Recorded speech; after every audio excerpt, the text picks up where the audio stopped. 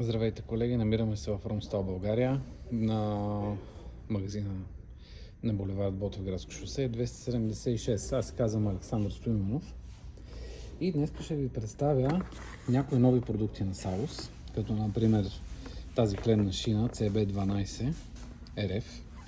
RF, защото е безжична, и ще ви покажа как да свържем всичко, включително задвижките до колектора.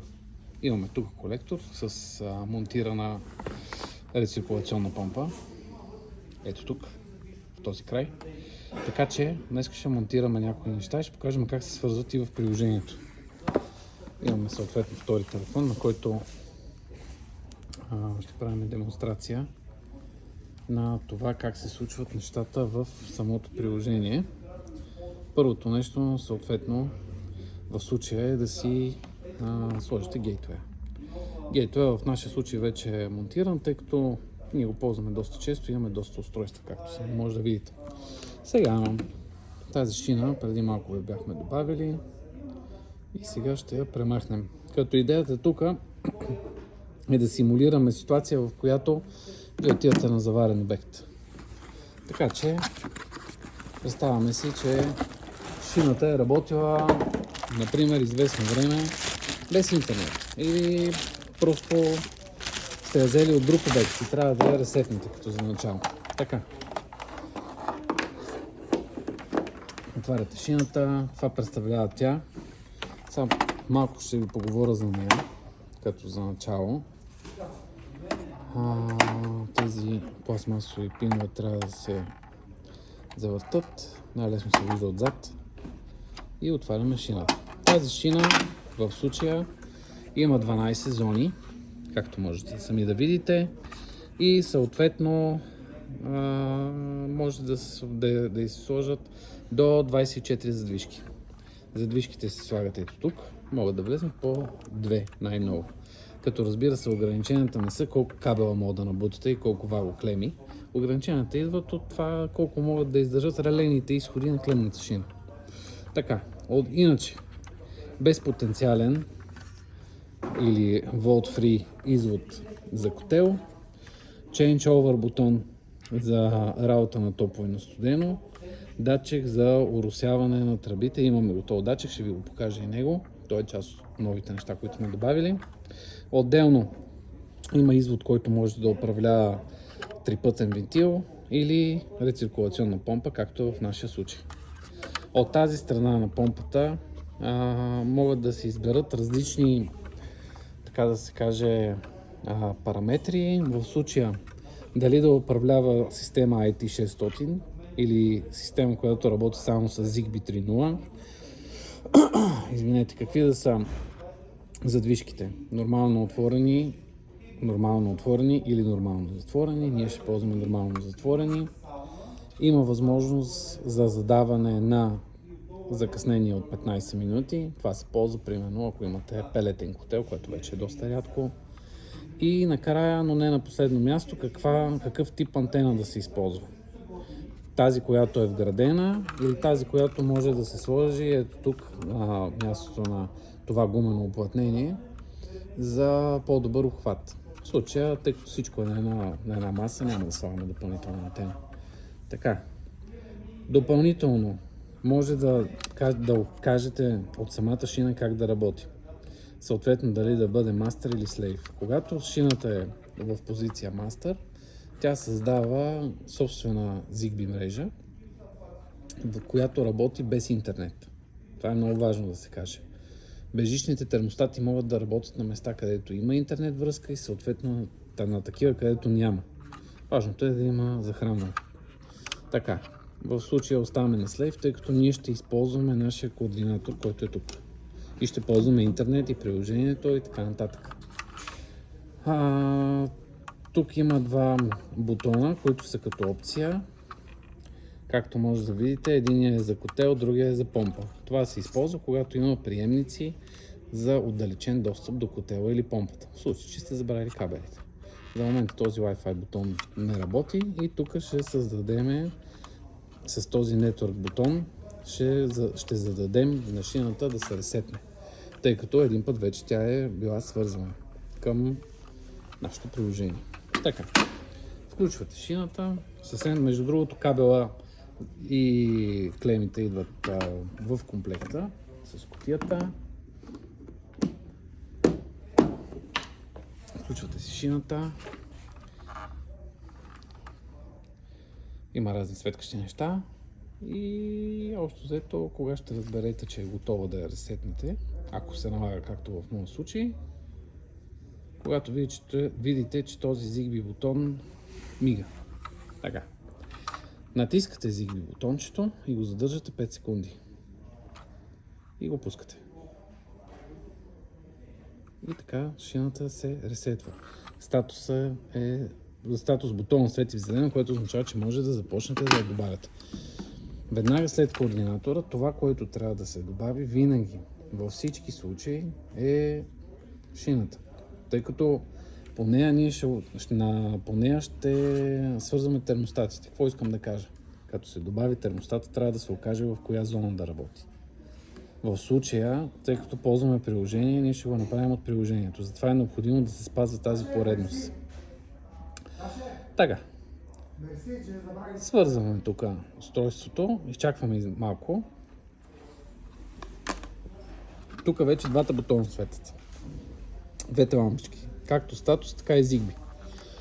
Така. И това, което виждаме. CB12RF IT600 клемна шина. Избираме я с тикчето, даваме свързване на устройство. И задаваме име на шината. Името е CB12RF тест. Видео. Примерно.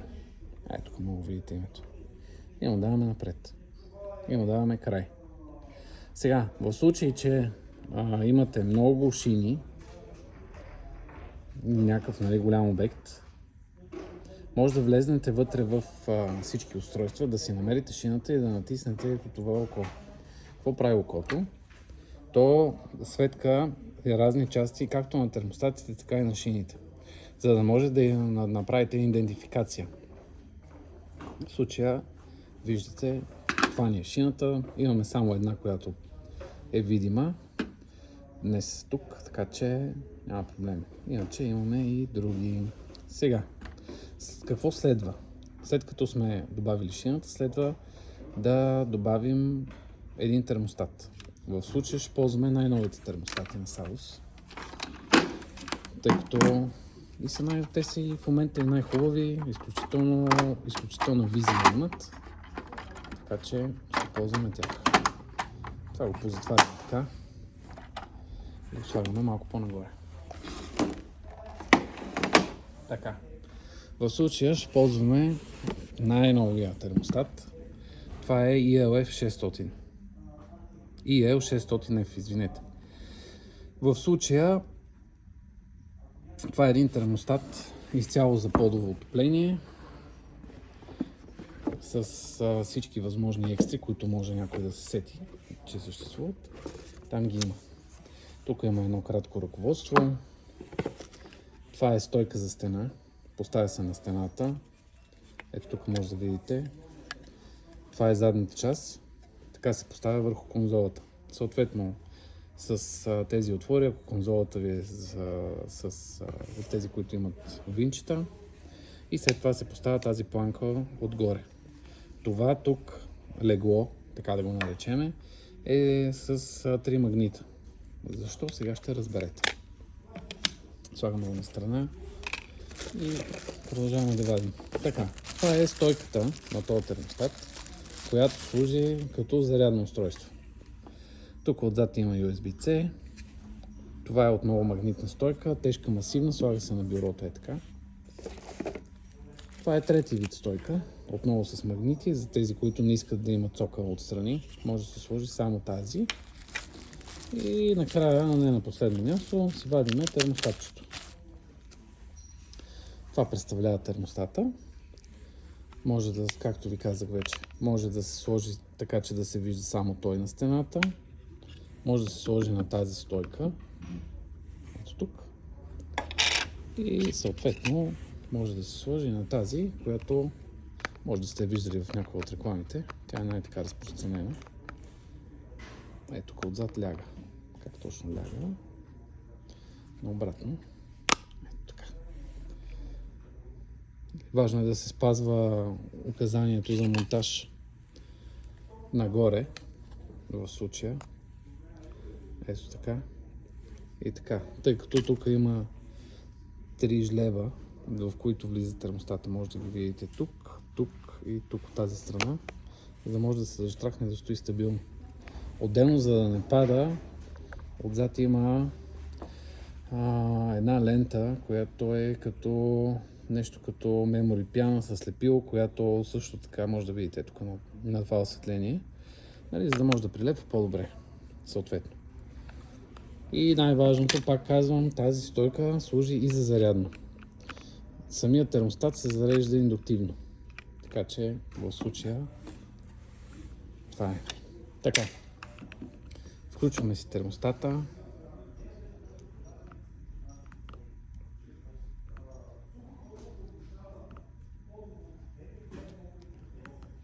И задържаме бутона за 5 секунди.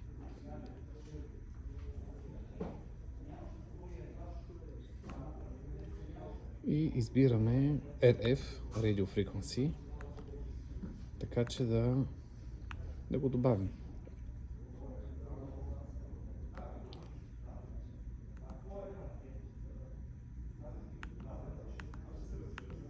Така, има тук една малка вероятност вече да е бил добавен веднъж.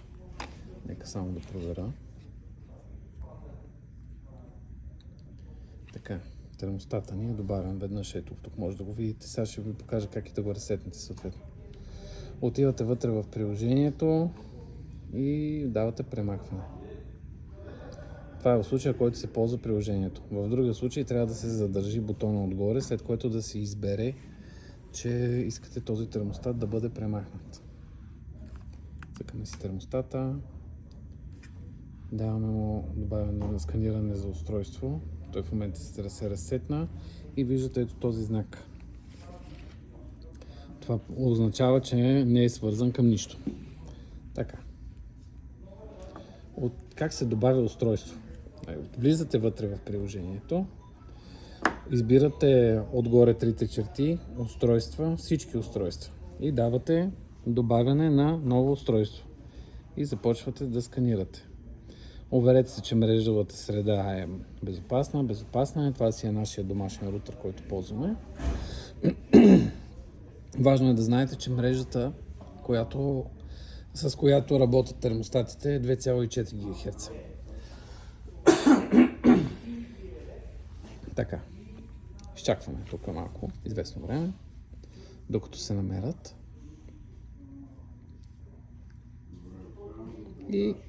И L600T Room термостат. Избираме термостата, свързване на устройство. Така, даваме му тест, даваме му име. Тест видео термостат го кръщаваме и разбира се, аз винаги добавям моделите и L600F. Така, даваме му край. Сега, от тук какво следва? От тук следва на този термостат да му зададем точно към коя зона на нашата шина искаме да работи. Цъкаме си термостата, на пръв поглед нищо не прави, увеличаваме температурата, след което започва да ни пита как точно бихме искали да използваме нашето устройство. Клемна шина за подово отопление или контролна кутия е едно и също. Смарт управление на радиатори, термоглава, приемник за котел или щепсел смарт реле. Това са опциите, които можем да изберем на този безжичен термостат. В случая, очевидно, след като ще го използваме с клемната шина, ще изберем клемна шина. Ето и нея. Така, даваме напред.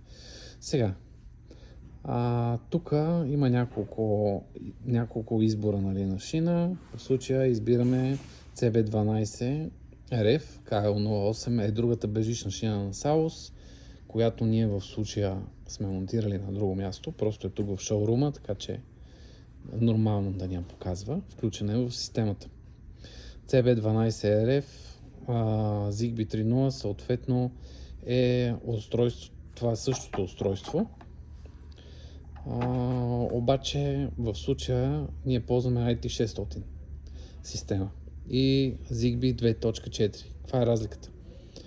Когато са настроени на 3.0, може системата ни да работи само с този тип термостати. А ние искаме да бъдем гъвкави.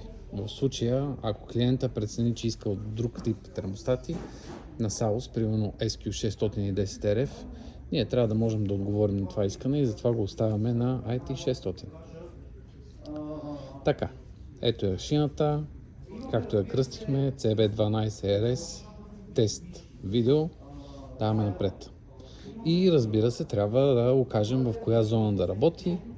В случая, тъй като ще слагаме задвижка, искаме да изберем, ето тук няма как да ги видите, но ще ви ги покажа секунда. Искаме тук да изберем точно определена зона, тъй като на мен ще ми бъде по-удобно. В случая, както виждате, зоните от 1 до 6 са на долния ред. Това ще изберем номер 5, например. Не, че има някакви значения за нашия случай. Така. Избираме пета зона. Също тук е много важно да кажа, че можем да управляваме всичките 12 зони с един термостат. В смисъл, просто трябва да ги нацъкаме. И така. В случая ще направим така. Ще използваме пета, шеста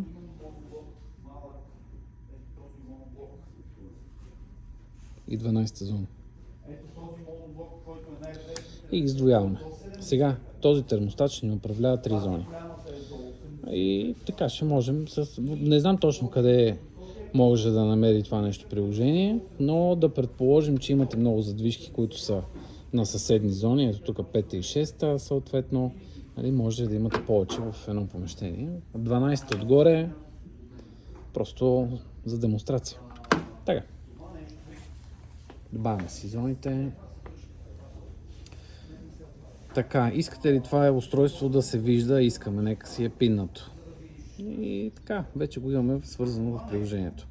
В момента в шоурума е 22 градуса. Ако го сложим на 26, то трябва да започне да загрява. Тоест, в случая да отвори 12-та, 5-та и 6-та зона. Интересното в случая на тази шина и това, което я прави по-различно от останалите, виждате тук са вече изходите на зоните 12, 5 и 6 светят. Интересното е, че е направена с триаци. За разлика от релейните изходи, в случая включването и изключването на зоната се случва напълно безшумно. Тук може да видите, се върнем на 20 градуса, съответно изключват. Също няма почти никакво закъснение на предаването на сигнал. Така, изключваме си сега отоплението, защото искаме да си сложим една задвижка. Така, взимаме си задвижчица на SAUS в случая. Знаете за задвижките, може да ползвате всякакви, но на SAUS са едни от най-качествените. Така. Вижда се, ще свържем на пета зона. Така.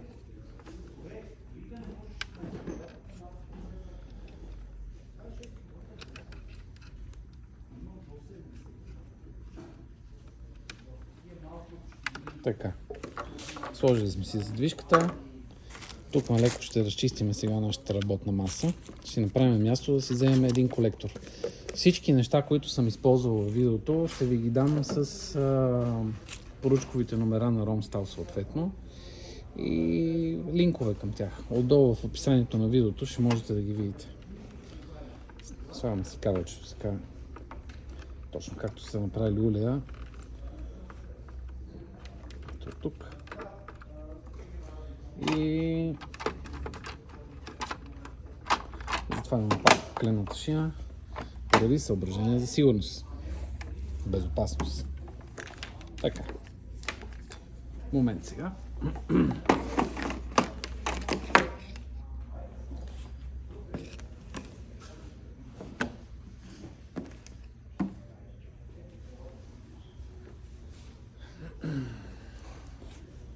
може да видите един съвсем стандартен иноксов колектор за подово отопление с 3 извода. Няма да навлизам в подробности. Не мисля, че това трябва да бъде обект на интерес. Днес, ако някой има въпроси, нали, може да пишете коментари навсякъде и съответно да ни питате кое, как, защо и така нататък. Помпата, която ползваме, рециркулационната е DAP. Това е помпена група, стандартна и така нататък. Ако имате нужда от допълнителни разяснения по каквито и да е въпроси на днешното видео, може да ме питате. Както мен, ако аз не мога да отговоря, ще отговорят колегите. Слагаме си задвижката сега на колекторчето. Така се слага, затяга се добре, не прекалено много, с ръка се затяга, не се затяга с гарги, с водопроводни ключове, не е необходимо. Така. И дърпаме шплента. Казвам пак, това е нормално затворена задвижка. Тоест, когато няма ток в нея, тя натиска надолу и затваря кръга. Този шплент не е необходим в момента. Сега, за да ни се задейства системата, е необходимо да свържем и рециркулационната помпа. Момент само. Ето я тук. Ползваме помпа DAP, произведена за Ромстал.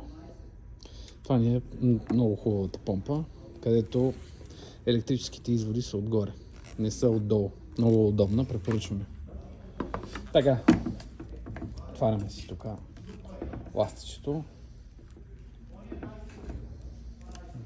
Така. И свързваме. Изводите за помпата, съответно, вече веднъж ги показахме, ще ги покажем пак. Сега ето тук фаза най-вляво, земя и 0.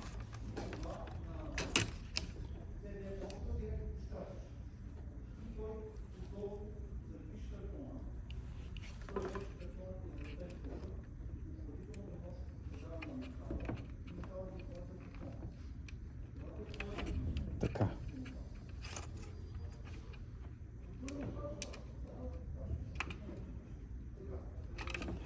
Помпата не свързана съответно.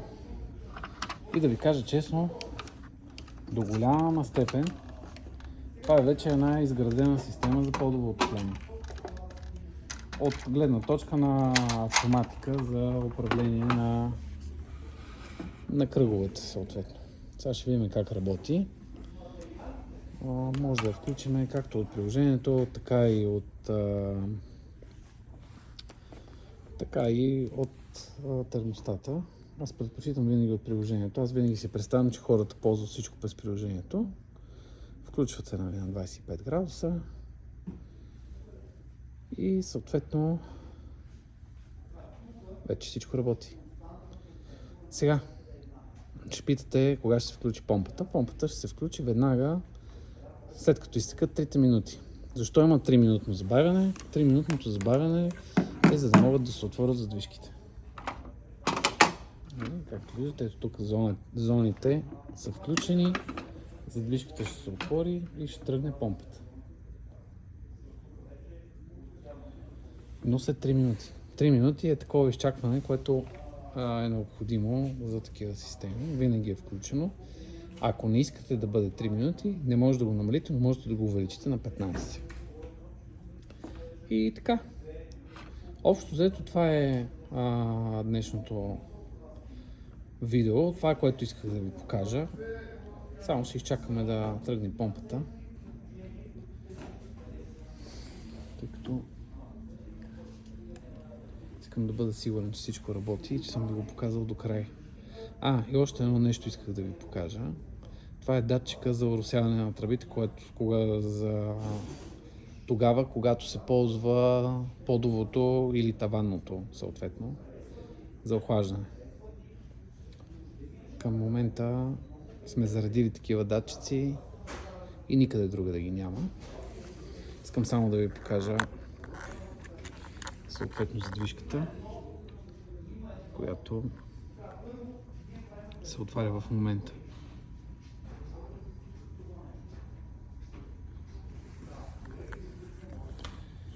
Така, още не са изтекли 3 минути, чакаме да минат. Задвижката продължава да се отваря.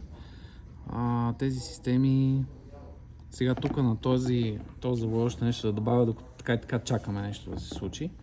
Имаме автоматично балансиращи задвижки. Значи, по принцип на тези колектори, които са за подово, всички, трябва да имате необходимия дебит, който се измерва в литри в минута. Обаче, ако случайно нямате и искате все пак да направите системата да бъде добре изпълнена, имаме автоматично балансиращи задвижки, които регулират температурата на водата. Какво означава това? Имаме задвижки, които имат 2 температурни сензора и автоматично балансират. Като идеята е, че поддържат температурата на подаване и на връщане с разлика от 7 градуса. Това е. Тоест следят 2 температури. Един път температурата, която така. И това е помпата. Минаха 3 минути, задвижката е отворена и така. Тази помпа има съответно 3 режима на работа. Да се върна на задвижките.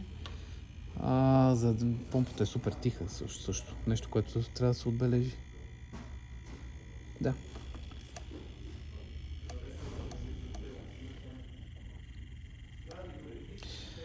Задвижките поддържат разлика на водата на подаване и на връщане от делта Т 7 градуса. Като така по този начин регулират, модулират съответно потока на водата и дебита, който е необходим. Тези дебитомери отгоре се оставят напълно отворени и това се регулира от задвижката. Това е в случай, че нямате проект. Може да се използва. Така, и сега натискаме отгоре бутона, термостата светва и от 24 градуса го местиме на 18,5, за да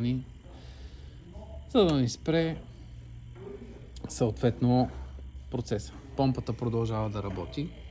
Може да видите тук. Тя ще върти още 3 минути, за да разтовари и така нататък. Това е днешното видео. Това е, което исках да ви покажа. В следващото видео ще поиграме и с помпата. Ако имате въпроси, пак казвам, сложете ги в коментарите, дали в Facebook, дали в YouTube. Ще се опитаме да отговорим на всички. Ако не, може да дойдете на Ботевградско шосе, 276 номер, направо при нас, за да зададете своите въпроси. Намираме се в технически отдел. Това е. Приятен ден!